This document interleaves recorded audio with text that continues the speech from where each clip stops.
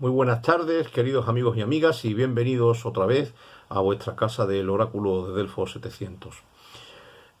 No hace muchos vídeos hablábamos un poco de la evolución de la especie humana y hablábamos de la desproporción que podíamos detectar entre esa evolución desde el punto de vista del conocimiento y sobre todo de la aplicación tecnológica de dicho conocimiento respecto de la evolución a nivel moral o a nivel del comportamiento de los seres humanos individual y sobre todo socialmente considerado, ¿no? Denunciábamos o señalábamos una desproporción, yo creo que bastante indudable, entre el desarrollo tecnocientífico y el desarrollo del ámbito del saber o de los saberes en plural y el desarrollo moral como especie. Sin embargo, esto también hay que casarlo y compaginarlo con otro vídeo más antiguo en el que criticábamos también la postura de los que dicen que ya no hay valores o que la moral ha muerto o que ya la gente no tiene ética y tachábamos esas posturas de conservadoras y de nostálgicas, ¿no? Que vivían un poco, entendían lo moral como el respeto o el seguimiento sagrado de una tradición que no se cuestiona. Y nosotros proponíamos en aquel vídeo tan lejano, como digo, la idea de que no es que no haya valores, sino que los valores van cambiando. Un poco en la línea de la teoría del francés Bergson, de las morales abiertas y cerradas, y del héroe moral de Bergson, ¿no? Del que es capaz de proponer pues cambios cuando la misma sociedad o la misma evolución histórica los demanda. Bien, pero aún así, yo creo que hay que evitar un poco el optimismo ingenuo. Yo creo que, y en ese sentido siempre me manifiesto como muy aristotélico, la postura aquella del sabio griego de que la verdad como la virtud suelen estar en el equilibrio, en el punto medio, y suelen rechazar los extremos, ¿no? Aquello que también dijo el Buda Sakyamuni, el camino de en medio, ¿no? Por regla general, los extremos, el blanco y el negro, o el todo o nada, no suelen ser el hogar de la verdad ni el hogar de la virtud.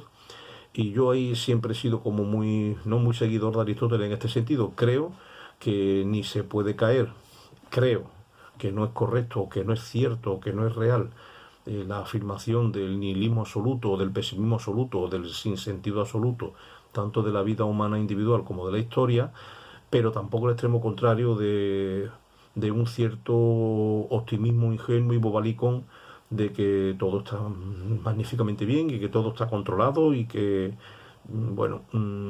ciertas, yo diría casi pseudo religiones de la cosa que se venden por ahí en algunos estantes de la literatura de autoayuda, donde parece que esto es jauja y que todo es maravilloso. Pues no, evidentemente me parece que no hace falta dedicar mucho tiempo a explicar esto porque creo que es muy obvio, ¿no?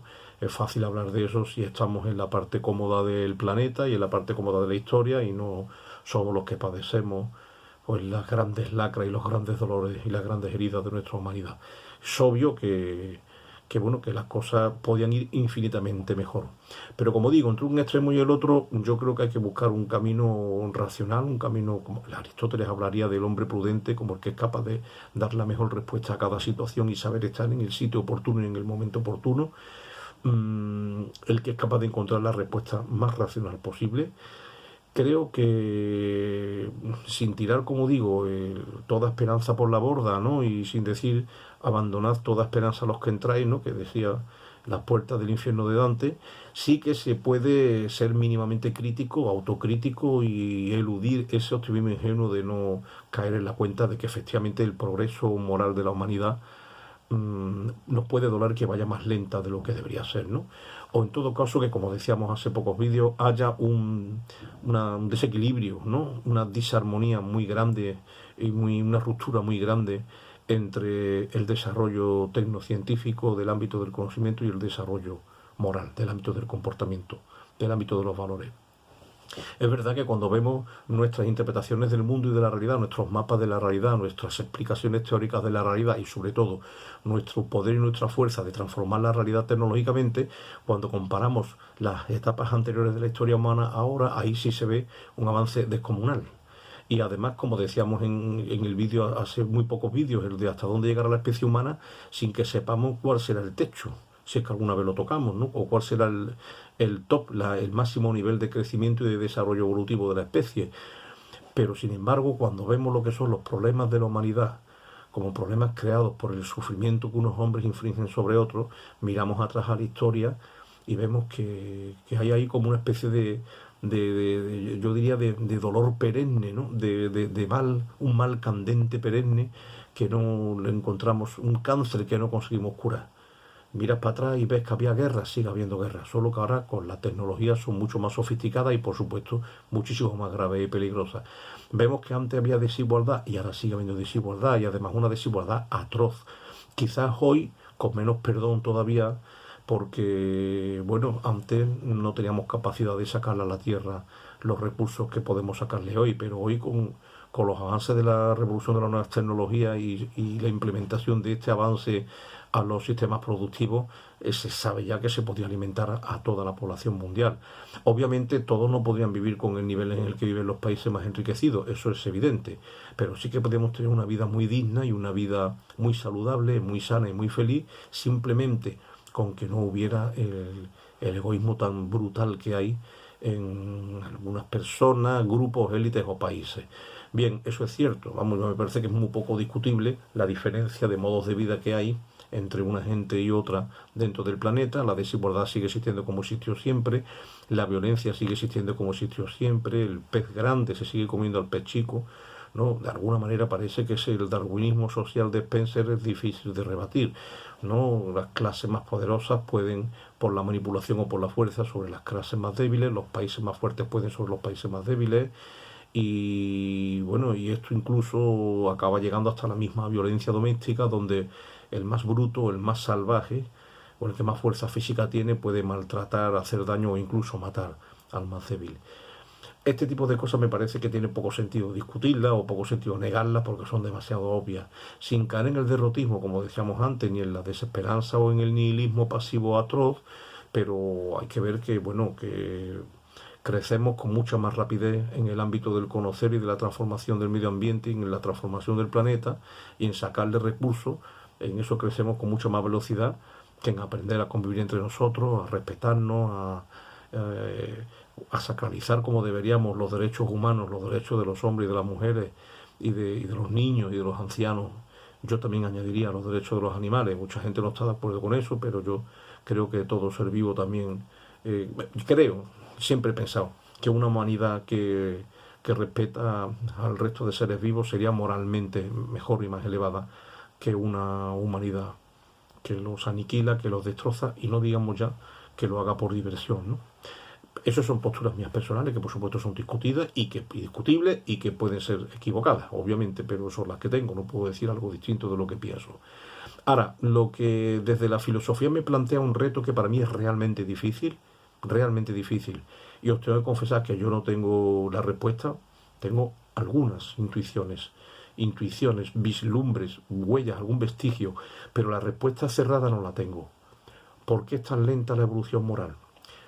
Obsérvese que no estoy hablando de ausencia de evolución y no estoy hablando de ausencia de progreso moral, no estoy diciendo que no exista, estoy diciendo que es lento, o en cualquier caso que es más lento que la evolución en ciencia, en tecnología, en sistemas productivos, etcétera. ¿Por qué éticamente avanzamos mucho más despacio que en otros órdenes de la vida individual y social?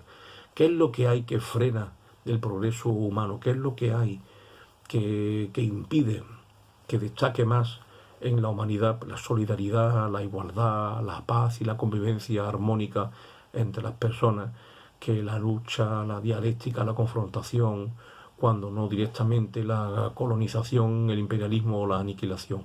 ¿Por qué sigue habiendo todavía de lo segundo?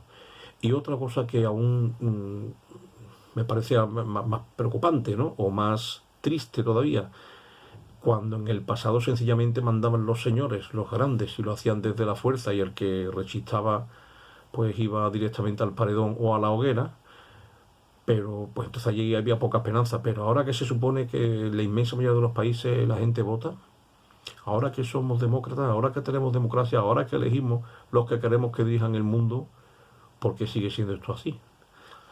¿Por qué la mayoría de la gente hace caso omiso a lo que hacen con su voto los gobernantes? ¿Por qué perdonamos que los que dirigen nuestras vidas y nuestros países puedan comerciar con armamento o puedan explotar mano de obra barata, a veces incluso infantil, de países desafortunados, de países empobrecidos o de países extenuados por la guerra o por las masacres o por la huida de refugiados, etcétera, etcétera, etcétera? ¿Qué es lo que explica que la evolución moral de la humanidad vaya tan lenta? Os decía antes que no tengo las respuestas. Platón decía en el libro noveno de la República que un tipo de gobierno propiciaba un tipo de hombre y que según como fuera la estructura social de la polis, así eran los ciudadanos que la componían. Sin pretender en absoluto, libre me dio, corregir al maestro ni saber yo más que Platón, sé de sobra que eso no es así. Y por tanto, aceptando que mucho de cierto hay ahí, que obviamente, pues un tipo, yo sí creo que un tipo de estructura social propicia o fomenta un tipo de ciudadanos, de eso no me cabe la menor duda.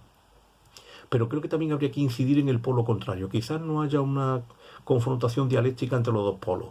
La sociedad y las estructuras sociales y políticas generan un tipo de individuo, pero los ciudadanos también generan un tipo de sociedad y un tipo de estructura política. De lo segundo también estoy bastante convencido. A lo mejor tenemos que conseguir una síntesis, ¿no? Un tercer nivel entre estos dos extremos y ver cómo lo articularíamos, ¿no? En la teoría y en la praxis.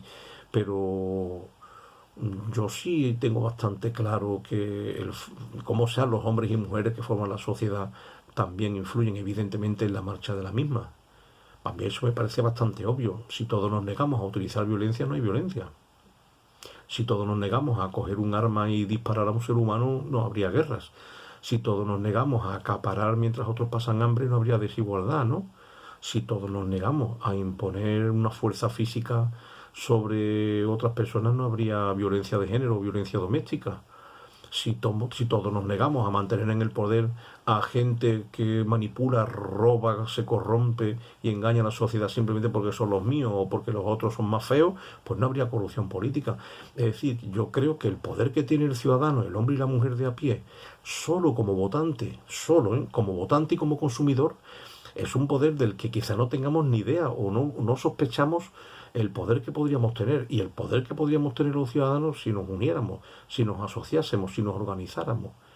En este sentido, si vuelve a tener otra vez actualidad lo que decía Platón en el libro noveno de la República cuando pasaba revista a los distintos tipos de gobierno, es verdad que un tipo de gobierno y un tipo de sistema como el actual, el neoliberalismo salvaje actual, ha generado el culto al consumismo atroz y al individualismo y a la anomía y dispersión de grupos y a la falta de asociación y a la falta de organización social, ¿no? Entre los miembros que formamos pues las redes y los grupos que se entretejen en la sociedad, y la gente ha ido o hemos ido de cabeza todos a esa trampa, ¿no? Como las moscas a la miel.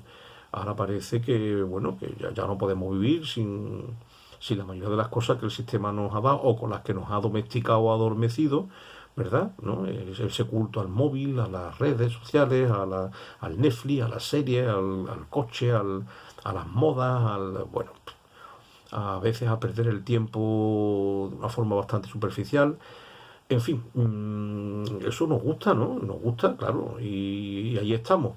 Pero, y no tiene por qué ser malo, pero claro, si eso ahoga, asfixia o aniquila todas otras opciones de vida, como la reflexión, la vida que se parezca más a la de los filósofos antiguos, ¿no? La vida del que busca la verdad, del que busca, como pretendía Platón por otro lado, el que busca la justicia en la polis, el que busca la mejor sociedad posible, el que busca hacer el bien a su alrededor, el que busca intentar sacar del pozo a los últimos o darle voz a los que no tienen voz, o trabajar simplemente por un mundo más humano, más solidario.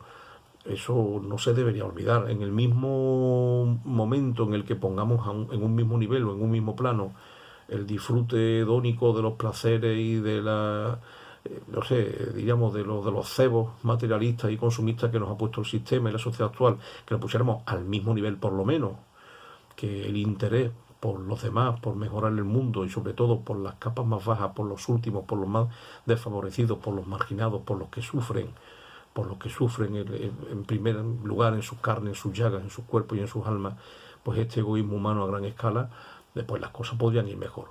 Repito que no tengo una respuesta definitiva a por qué la evolución moral de la especie humana va más lenta de lo deseable. Tengo intuiciones, como digo, que no son para desarrollarlas en este vídeo, sino en vídeos posteriores, pero en fin, tiene mucho que ver con la manipulación del sistema, tiene mucho que ver con exacerbar lo peor de nosotros mismos, tiene mucho que ver con la creación del miedo dentro de la ciudadanía. Hay muchas cosas ahí que están creadas con estrategias de disolución del poder del pueblo a base de, pues eso, de generarle una impotencia colectiva. Hay muchas cosas que serán desarrolladas en otros vídeos que pueden apuntar en esa dirección, pero no tengo una respuesta definitiva, solo tengo intuiciones. Y una de ellas es que, desde luego, si todos ponemos nuestro granito de arena, la cosa mejora. Que si yo a nivel personal procuro ser, ¿no? Hace poco hablamos de la voluntad de poder. Si yo procuro ser mejor y crecer más también moralmente, pues en parte la sociedad en la que vivo está también mejorando y está creciendo. En fin, bueno, espero por supuesto vuestras críticas, vuestras opiniones, vuestras refutaciones y todo aquello que tengáis a bien aportar o participar. Muchas gracias por estar ahí y hasta el próximo vídeo.